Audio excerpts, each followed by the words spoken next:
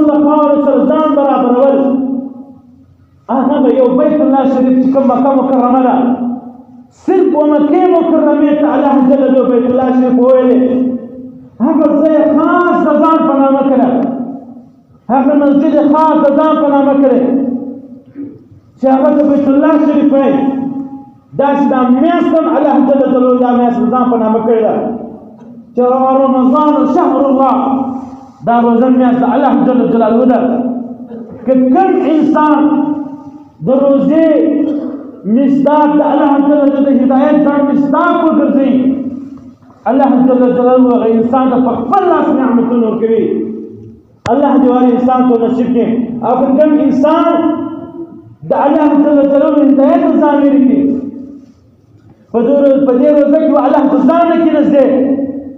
بیا الله د انسان ته عفو وکړي نعوذ بالله